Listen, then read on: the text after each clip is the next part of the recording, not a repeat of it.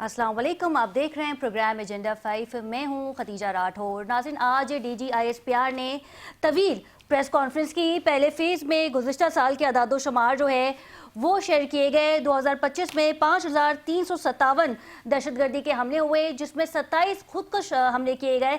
सबसे ज़्यादा मुतासिर होने वाला सूबा था खैबर पख्तूनख्वा। हमने देखा कि 16 धमाके, खुदकुश धमाके जो हैं वो KPK में हुए, जबकि बलोचिस्तान में 10 और एक इस्लामाबाद में धमाका हुआ।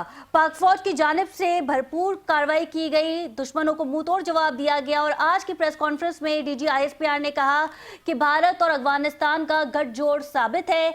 इसके सबूत भी पेश किए गए। एक वीडियो क्लिप चलाई गई आज की कॉन्फ्रेंस में, जिसमें भारत की जानिब से यह कहा जा रहा था कि दुश्मन का दुश्मन दोस्त, यानी कि यहां बात हो रही थी अफगानिस्तान की।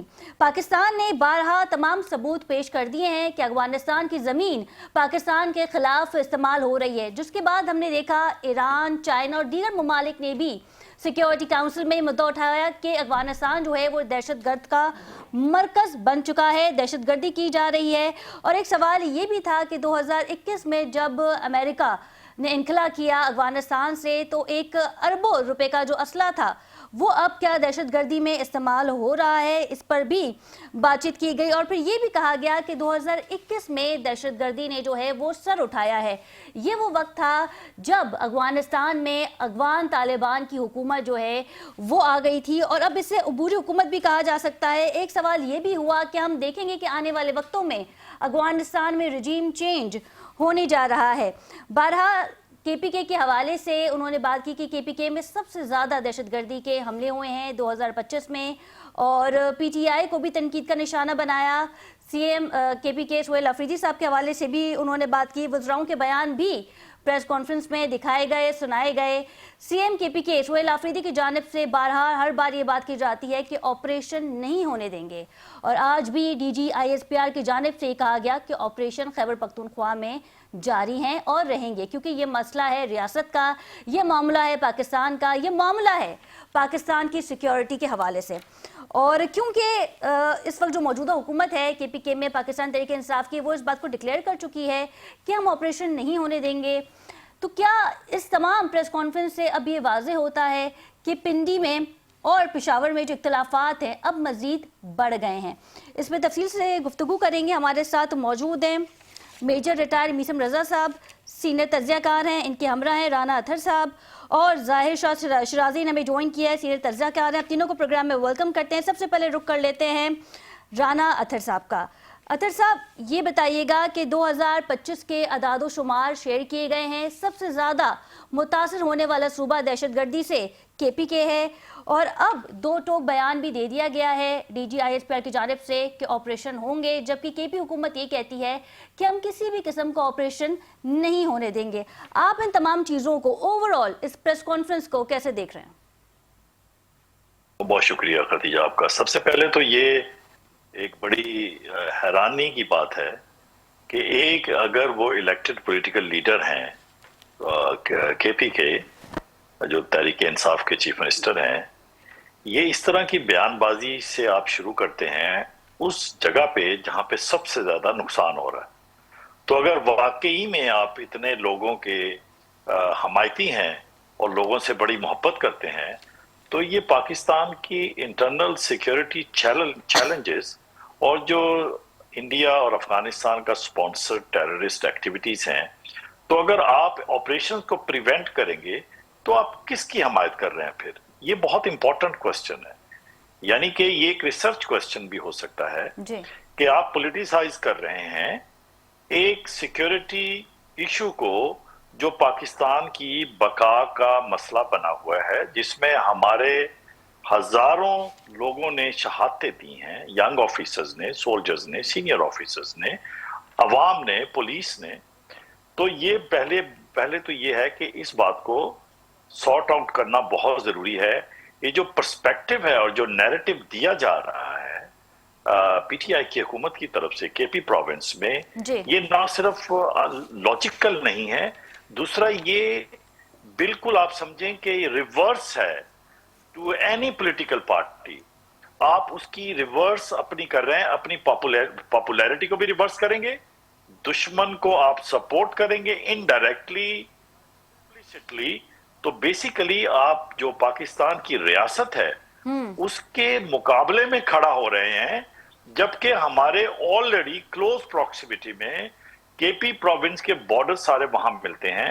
तो आपको तो उल्टा ये चाहिए कि जो आपके पुलिस वाले या दूसरे आपकी वहां पे शहादतें हो रही हैं कि आप पाकिस्तान की फौज और लॉ एनफोर्समेंट एजेंसीज के साथ मिले और कहें कि हम हाजिर हैं, हमारी तमाम मशीनरी हाजिर है, बजाय इसके ये करें अपने सूबे में रहें, ताकि पूरे मुल्क का टूर करते फिरें और एक नैरेटिव बिल्ड करें जो एंटी स्टेट बनता है। आई एम सॉरी टू से it, this is the way it is, क्योंकि ये इस वक्त उनकी जो अच्छा, जो ये बयानबाजी है, हुकूमत की जानिब से मादनियात का जिक्र किया जाता है अतर साहब, और हर बार ये कहा जाता है कि यहाँ दहशतगर्दी इसलिए करवाई जा रही है ताकि मादनियात पे कब्जा किया जा सके। और DGISPR ने आज वाज़ेह कह दिया है कि अगर यहाँ पे मादनियात हैं, जो कि बिल्कुल हैं, इसका फायदा जो है वो केपी अवाम को ही पहुंचेगा और किसी सूबे में से मुंतकिल नहीं किया जाएगा, फर्द वाहिद को उसका फायदा नहीं हासिल होगा। मैं इसको वजाहत करता हूँ, ये बिल्कुल ही अगेन एक नहायत ही अनलॉजिकल अनएजुकेटेड बात है। मिनरल्स जो होते हैं किसी मुल्क में भी वो रियासत के होते हैं, और उसके बाद जो उसका ट्रिकलिंग इफेक्ट है, जो माइनर्स वहां पे होंगे, जो वहां से चीजें निकलेंगी, वो सबसे पहले उनको बेनिफिट होगा, सब्सिक्वेंटली फिर सेंटर को होगा। लेकिन फेडरेशन की मजबूती में हुकूमती जो प्रोविंशियल जो सूबाई लीडरशिप है उसका सपोर्ट करना, चाहे वो जिस पॉलिटिकल पार्टी से हो, कतई नजर इससे ये मैं ये समझता हूँ, ये बात कहना कब्जा कौन कर लेगा भाई, ये पाकिस्तान की रियासत की मलकियत है, ना तो ये PTI की मलकियत है, ना किसी और पार्टी की मलकियत है। शिराजी साहब हमारे साथ मौजूद हैं। अतर साहब मैं आपका रुख करती हूँ। शिराजी साहब, दहशतगर्दी के हवाले से हक है। ठीक है अतर साहब, आपका पॉइंट आ गया है, मैं शिराजी साहब का रुख करूंगी। शिराजी साहब ये बताइएगा कि जो फर्स्ट फेज में दहशतगर्दी के हवाले से बात की, अदाद शुमार जो हैं वो शेयर किए गए, और जब हमने इस चीज़ों को, इन तमाम चीज़ों को गो थ्रू किया तो पता चला कि KPK में सबसे ज़्यादा जो है वो दहशतगर्दी हुई है। 75% के लगभग जो है ये दहशतगर्दी सामने आई है। आखिर खैबर पख्तूनख्वा का सूबा ही क्यों मुतासर है दहशतगर्दी के हवाले से, ये भी बताइएगा। और साथ ही DGISPR ने यह भी कहा कि 2021 में जब अफगान तालिबान की हुकूमत आई तब पाकिस्तान में और दीगर ममालिक में जो है वो दहशतगर्दी बढ़ी। देखिए बिल्कुल DGISPR की जो आज की प्रेस कॉन्फ्रेंस है वो बिल्कुल 2025 की असेसमेंट उन्होंने की और पूरे पाकिस्तान का एक जायजा पेश किया कि 2025 में कौन से इलाके ज्यादा मुतासिर हुए, और उसमें मोस्टली खैबर पख्तूनख्वा में दहशतगर्दी जो है वो पिछले सालों की निस्बत 2021 से लेकर 25 में काफी हद तक ज्यादा हुई, बल्कि ओवरऑल पाकिस्तान के अंदर दहशतगर्दी ज्यादा हुई। और उसकी एक बड़ी वजह अक्रॉस द बॉर्डर अफगानिस्तान में अफगान तालिबान रजीम की जो है वो इंस्टॉलेशन थी अमेरिका और उसके इत्तेहादियों की जानिब से। उसके फॉल आउट जारी बात है पाकिस्तान के ऊपर आए, और उसके बड़ी वजह ये थी कि जो नॉन स्टेट एक्टर इम्पोज किए गए अफगानिस्तान के अंदर, उन्होंने हमेशा नॉन स्टेट एक्टर्स को, जो TTP की शक्ल में थे, जो ISK की शक्ल में थे, जो TIP है, ETIM है, IMU है, इन तमाम को पैट्रोनाइज किया। रादर हम ये कहें कि उन्होंने कभी इन तंजीमों को, इवन BLA को कभी दहशतगर्द तंजीम नहीं माना, बल्कि उसे पाकिस्तान मुखालिफ पॉलिटिकल एंटिटी के तौर पे पेश करते रहे। दूसरा जो इस वक्त लेकिन यहाँ पे सवाल एक ये भी है कि अफगानिस्तान में जो अबूरी हुकूमत आई, क्या इसमें उस वक्त की मौजूदा हुकूमत की मुदाखलत थी, मिलिट्री की मुदाखलत थी? इसका सवाल भी किया गया आज DGISPR से, आपने सुना होगा।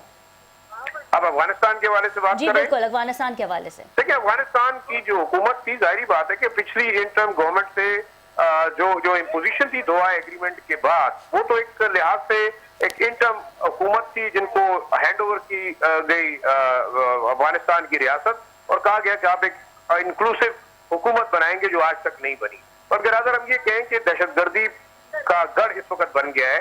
इंटरनेशनल इदारे कह रहे हैं, यूनाइटेड नेशन सिक्योरिटी काउंसिल कह रही है, यूनाइटेड नेशंस कह रहा है, सिगार की रिपोर्ट बता रही है कि यहाँ तमाम दहशतगर्द तंजीमें मौजूद हैं, जिनमें तमाम की तमाम, जिनका मैंने नाम लिया, ISK, अलकायदा, तमाम, और बाकी उनको जो पैट्रोनाइज किया जा रहा है वो एज अ स्टेट आपके अफगान तालिबान रिजीम कर रही है। और उसकी मेन रीजन यही है कि इस वक्त जो एक्सपोर्ट ऑफ टेररिज्म है, ना सिर्फ पाकिस्तान और central Asian Republic, Iran, even आपके जो अफगानिस्तान के जो इर्द गिर्द के तमाम ममालिक है, वो सब उसकी हीट फील कर रहे हैं। ये तो एक अलग इशू हुआ। पाकिस्तान के हवाले से देखिए, इस वक्त पाकिस्तान के अंदर जितने हमले हुए, जी। 71% वो केपी के अंदर हुए, और उनमें से ज्यादातर की इन्वॉल्वमेंट जो है अफगान तालिबान या अफगान कौमियत के दहशतगर्द जो है शामिल थे। बिल्कुल हमारे दाइश का लोकल जिक्र भी पीपल उन्होंने किया है अपनी प्रेस कॉन्फ्रेंस में। जी दाइश का जिक्र भी उन्होंने किया है अपनी प्रेस कॉन्फ्रेंस में।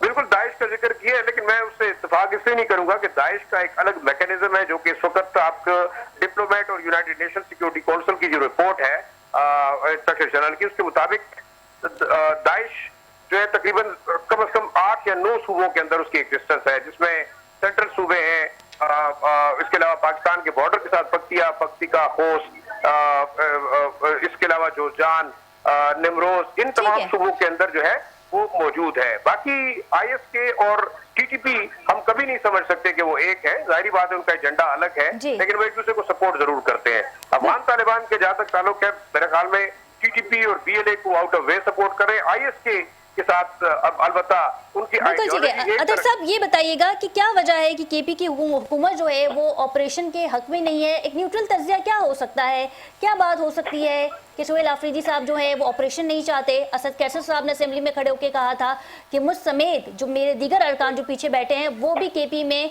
ऑपरेशन नहीं होने देंगे। उसका एक क्लिप भी चलाया था आज DGISPR ने। देखें, मैं ये एक बात चले हम उससे एग्री कर लेते हैं कि केपी की आवाम ने बहुत सफर किया है जी, मगर हमारे सामने पुराने सवात का ऑपरेशन मौजूद है जी, जिसमें वहां की आवाम ने पूरी तरह सपोर्ट किया पाकिस्तान की फौज को। बहुत कामयाब ऑपरेशन हुए, लोगों को वहां से निकाला गया, फिर वापस रीपॉपुलेट कर दिया गया, उनको दोबारा वहां भेज दिया गया। अब बात यह है कि अगर आवाम को टीटीपी या दूसरे ह्यूमन शील्ड्स के तौर पे इस्तेमाल कर रहे हैं या शाम को वो वहां पे कर्फ्यू नाफिज करते हैं, अपना टीटीपी बदमाशी करते हैं, कैंट पे हमले करते हैं, लोगों पे हमले करते हैं, उनकी जायदादों पे कब्जे करते हैं, उनको लूटते हैं, तो आपका क्या ख्याल है? स्टेट स्टैंड बाय तो नहीं खड़ी हो सकती ना, बाई स्टैंडर्ड तो नहीं हो सकती? उन्होंने कहा कि ऑपरेशन तो इस वक्त भी जारी है और ऑपरेशन होगा क्योंकि ये रियासत के हक में। जी, वो मैं बताता हूँ जी। वो इंटेलिजेंस बेस्ड जो ऑपरेशन होते हैं, पहली बात तो ये है कि वो इसलिए फौज और उस दूसरी लॉ एनफोर्समेंट एजेंसी की कोलैबोरेशन से जारी रहेंगे और हैं, क्योंकि ये जो पॉलिटिसाइजेशन ये वाली जो है ना, ये है कि मेरे ख्याल में तो पीटीआई को चूंकि उसने डिलीवर नहीं किया properly in the past years, because वो इंडल्ज रहे हैं एक पॉलिटिक्स ऑफ डिवाइडिंग और कंकरिंग जिसे कहते हैं ना, कि कोशिश की है उन्होंने कि हम मुआशरा डिवाइड हुआ है। तो अगर यूनिफाइड अप्रोच हो कि ठीक है आपके पॉलिटिकल डिफरेंसेस हैं, आप टेबल पे हल करें, अदालतों में जाएं, जो मर्जी करें, रिलीफ लें अपने लीडर्स के लिए या जो मर्जी करें, मगर जब बात आए इंटरनल सिक्योरिटी की तो पाकिस्तान की फौज, लॉ एनफोर्समेंट एजेंसीज को पूरी तरह सपोर्ट करें और अपनी आवाम को कन्विंस करें कि वो टीटीपी या दूसरों के हाथों ह्यूमन शील्ड के तौर पे इस्तेमाल ना हो, उनको ट्रांजिट कैंप मत दें, उनको रेफ्यूज मत दें। ये इस्लाम का इससे कोई ताल्लुक नहीं है, जैसे DGISPR भी कह रहे थे कि अगर इनका इस्लाम से ताल्लुक होता तो जो कुरान की आयत है कि आप एक जो इनोसेंट बंदे को जब आप मारेंगे तो पूरी आप इंसानियत को कत्ल करते हैं, तो पूरी उम्मत को कत्ल करते हैं। इसका मतलब ये है पूरी इंसानियत, तो इसका मतलब ये है कि ये वो वाली बात है ही नहीं, ना मजहब की बात है, ये एक खुल्लम खुल्ला। तो क्या आप देखते हैं कि आने वाले वक्त में पेशावर में और पिंडी में एक बड़ा क्लैश हो सकता है? क्योंकि आज हमने वाज़े तौर पे देखा, इससे पहले भी देखा था, लेकिन इस जो आज प्रेस कॉन्फ्रेंस हुई है DGISPR की जानिब से कड़ी तनकीद की गई है सुहेल आफरीदी पे, PTI पे, मौजूदा हुकूमत पे, केपी के। देखें वो उन्होंने प्रेजेंट किया अपने आप को। तनकीद इसलिए, देखें मेरा तो हम प्राइवेट लोग हैं, मेरा कोई ताल्लुक नहीं है, लेकिन मैं एक बिल्कुल न्यूट्रल एनालिसिस करूं तो बजाय इसके कि स्टेट के सिक्योरिटी ऑपरेटर्स को आप मदद करें अगेंस्ट काउंटर टेररिज्म कैंपेन, आप कहते हैं कि हम करने नहीं देंगे। तो जैसे मैंने स्टार्ट पे भी कहा था, तो मुझे लगता है कि क्लैश बिल्कुल नहीं होगा, लेकिन स्टेट ऑलवेज रिमेन, जिसे हम कहते हैं सुप्रीम। पाकिस्तान के नेशनल सिक्योरिटी इंटरेस्ट में कोई ऑर्गेनाइजेशन, कोई पॉलिटिकल पार्टी और कोई ग्रोह बिल्कुल बर्दाश्त नहीं होगा। ये आप देख लीजिएगा आने वाले दिनों में। अच्छा, बिल्कुल ठीक है। शराजी साहब, इन तमाम मामलात पे हम बात कर रहे हैं और माजी के DGISI पे भी तनकीद की, DGISPR ने तनकीद तो नहीं की, लेकिन उनका ये कहना था कि बानी पीटे ये कहते थे कि बाजवा साहब या DGISI जो है वो कौम के अब्बू हैं, बाबाए कौम है, लेकिन हमारी नज़र में तो कायदे आज़म मोहम्मद अली जिन्ना ही फाउंडर ऑफ पाकिस्तान है। इस पे अगर आप थोड़ा तबसरा करें। देखिए, मेरे ख्याल में आउट ऑफ कंटेक्स्ट किसी चीज के ऊपर डिस्कशन करना, ये उनका एक इमोशनल सा रिस्पॉन्स था एक सवाल के जवाब में। जहां तक ऑपरेशन की बात है, मेरे ख्याल में आज बड़ा वाज़ेह तौर पे बता दिया कि अंडर आर्टिकल 245 जी पाकिस्तान की फौज जो है वो फेडरल एंटिटी है। ये DGISPR का ये भी बताना था, बल्कि क्लैरिफाई किया उन्होंने कि अगर सूबाई हुकूमत चाहे भी तो वो ना ऑपरेशन रोक सकती है और ना फौज वापस बुला सकती है, बिकॉज ये एक फेडरेशन का डिसीजन है। Under article 245 of the constitution federation की फोर्स कहीं भी तैनात हो सकती है। ये एक वाज़ेह चीज हुई। दूसरा, आप देखें, इस वक्त भी इंटेलिजेंस बेस्ड ऑपरेशन सबसे ज्यादा वो हुए खैबर पख्तूनख्वा और जो मर्ज डिस्ट्रिक्ट है उनके अंदर। क्या सूबाई हुकूमत उन्हें रोक सकी? इससे पहले देखें, अली अमीन गंडापुर साहब जब वज़ीर थे तो बाजोर में फुल फ्लैज ऑपरेशन किया गया, वहां से लोग डिसलॉज हुए, वहां से निकले। अब अगर आप तिरा वैली के अंदर, जो कि हम कह सकते हैं कंस्टिट्यूएंसी है वज़ीर आला सुहेल अफरीदी की, खैबर एजेंसी से उनका भी ताल्लुक है, वहां से उनके होम टाउन से अगर आप तिरा वैली में ऑपरेशन शुरू कर रहे हैं, इट मींस के सूबाई हुकूमत ऑन बोर्ड अगर ना होते हुए पॉलिटिकल स्टंट जरूर कर रही है कि वो अपोज करेंगे, लेकिन वो अपोज नहीं कर सकते। बल्कि आप देखें कि उनकी जानिब से ऐलान किया गया कि अपोज किया गया होगा, क्योंकि ऑपरेशन तो जारी है। आप हाँ, बिल्कुल सियासी हद तक, स्टेटमेंट की हद तक आप अपोज कर सकते हैं, लेकिन आप क्या रियासत की दहशतगर्दी के खिलाफ जंग में क्या उसके मुखालिफ बयानिए पे जाएंगे? मेरे ख्याल में नहीं। बल्कि उस दिन अगर आप देखें, उनके जो इंफॉर्मेशन मिनिस्टर हैं शफी जान, उन्होंने यही कहा कि जो लोग पाकिस्तान के कॉन्स्टिट्यूशन को, डेमोक्रेसी को और पाकिस्तान के झंडे को नहीं मानते, तो हम उनके खिलाफ एक्शन होना चाहिए, हम बातचीत नहीं करेंगे। तो उसका मतलब क्या हुआ? देखिए, मुझे लगता है कि पाकिस्तान की रियासत, फौज और अच्छा, भारत का गठजोड़ भी अब सामने आ गया है। भारत की जानिब से ये कहा गया है कि दुश्मन का दुश्मन दोस्त। पाकिस्तान तो भारत का दुश्मन है, लेकिन अब अफगानिस्तान से भी दोस्ती इसलिए की जा रही है कि पाकिस्तान को टफ टाइम दिया जाए। ऑल्दो मई 2025 में मुंह की खा चुके हैं भारत। देखिए, मेरे ख्याल में कन्वेंशनल वॉर में आपने देखा कि अपने से बड़े 10 गुना बड़े दुश्मन को आपने शिकस्त दी, आपने उसे एयर पावर में भी हराया, आप उसको अगर कह सकते हैं अपनी मिसाइल टेक्नोलॉजी से भी शिकस्त दी, उनको रेजिस्ट भी किया। अब नॉन कन्वेंशनल वॉर जो आपके वेस्टर्न बॉर्डर के ऊपर प्रॉक्सी जंग है, अब आपके वेस्टर्न बॉर्डर के ऊपर लोग मौजूद हैं, $7.2 बिलियन का असला मौजूद है, हजारों की तादाद में दहशतगर्द तंजीमें मौजूद है जो कि किराए पे दस्तयाब है। तो जाहिर बात है कि भारत उस तरफ से आपके ऊपर हमलावर होगा जो कि आपका वीक पॉइंट है। तो ये कह सकते हैं कि सॉफ्ट वैली पाकिस्तान का वेस्टर्न बॉर्डर है। इस वक्त अगर अफगान तालिबान रजीम उनके साथ मिलकर ये तमाम चीजें करी तो पाकिस्तान के लिए बहुत बड़ा खतरा है।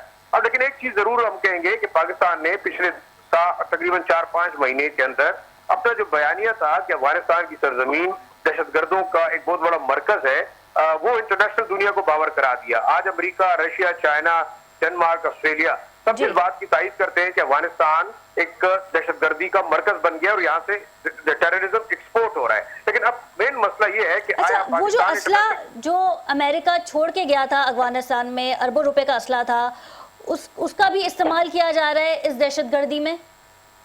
ऑब्वियसली देखिए, उसका इस्तेमाल क्या, बल्कि उसकी ओपन खरीदो फरोख्त हो रही है। जो वॉरलॉर्ड्स हैं, जो तालिबान ग्रुप्स हैं, वापस से उसकी खरीदो फरोख्त कर रहे हैं। पैसा कहाँ से आ रहा है? जाहिर बात है जो हॉस्टाइल आपके एलिमेंट्स है जो पाकिस्तान की डिस्टेबलाइजेशन चाहते हैं, जो काउंटर चाइना पॉलिसी के ऊपर चल रहे हैं। इसमें अगर आपको नाम लेना चाहिए तो मिडिल ईस्टर्न ममालिक भी शामिल है जो कि आपके CPEC और BRI को टारगेट कर रहे हैं, जो चाइनीज इंटरेस्ट को हिट कर रहे हैं। आप UAE का अगर नाम नहीं लेते तो गलत होगा, क्योंकि ओवरऑल देखा जाए तो जितना पाकिस्तान और अफगान तालिबान के दरमियान गलतफहमियां पैदा हुई तो वो ईरान के अंदर जो बातचीत हुई, दोहा के अंदर हुई, फिर आपके तुर्की के अंदर हुई, क्योंकि इन ममालिक के अपने इंटरेस्ट है। बेहतर यही होगा कि पाकिस्तान और अफगानिस्तान रियलाइज करें कि इन्होंने आपस में बैठ के बात करनी है, क्योंकि दे आर नेबर्स। एक चीज, दूसरी यानी कि आपका अपना पर्सनल तज्जिया ये है कि मिलिट्री ऑपरेशन ना हो।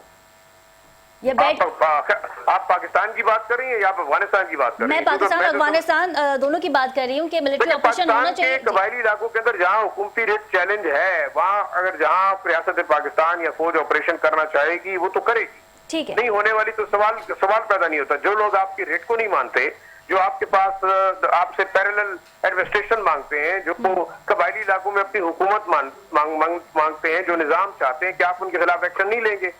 दूसरा, अगर आपके पास कोई अच्छा ऑप्शन है, जैसे तहरीक इंसाफ की हुकूमत कह रही है कि जी। बातचीत होनी चाहिए, तो उनके पास कौन सा ऐसा फार्मूला है? उनको चाहिए, उनके पास नहीं, वो तो एपेक्स फिर वो कमेटी है। ग्रैंड जिरगा जो हमने देखा था, फेज 1 हो चुका था, फिर पीटीआई की जानिब से कहा गया था कि फेज 2 भी होने वाला है, जिसमें तमाम पार्टीज ने शिरकत की थी केपीके की। देखिए, ग्रैंड जिरगे में तो तमाम लोगों ने मसाइल की बात की कि खैबर पख्तूनख्वा के मसाइल क्या है, जनवन मसाइल तो है ना। आप अगर नेट हाइडर प्रॉफिट नहीं दे रहे, आप वॉर ऑन टेरर के अंदर सूबे का हिस्सा नहीं दे रहे, आप कबायली NFC का मामला था, ठीक है। आप कबायली इलाकों को मर्जर के बाद आप 14.6 के हिसाब से उसका शेयर दे रहे, तो आपको चाहिए कि रियासत जो है वो सूबे के मसाइल को हल करे। दूसरा, देखिए एक चीज बड़ी वाज़ेह है, जी। पीटीआई की हरदर्मी अपनी जगह पे, उनका पॉलिटिकल स्टंट अपनी जगह पे। क्या रियासत पाकिस्तान की जिम्मेदारी नहीं है कि एक सूबा जो दहशतगर्दी का शिकार रहा है पिछले 5 दहाइयों के अंदर, क्या रियासत की जंग एक सूबा लड़ेगा? मेरे ख्याल में नहीं। चाहिए ये है कि आप सूबा और रियासत दोनों, और खासतौर पर आपकी स्टेब्लिशमेंट, ये अगर क्योंकि फिर ये भी कहा जाता है कि रियासत तो माँ होती है, तो माँ को चाहिए वो तमाम बच्चों के ठीक साथ है। इक्वल सलूक करे। आप बलूचिस्तान और केपी के साथ क्यों जो है वो कहते हैं ना कि सुसेली माँ जैसा सलूक करें? इससे पहले आपके अगर साहब बात करे थे मिनरल्स की, अगर मेरे सूबे के अंदर मिनरल्स मेरे सूबे से निकलते हैं, लेबर मेरे सूबे से मादनियात पे भी आपसे बात करेंगे। राना अतहर साहब, आप भी हमारे साथ मौजूद रहिएगा। ब्रेक का कहा गया है, ब्रेक के बाद मजीद इस पे गुफ्तगू करेंगे। Stay with us.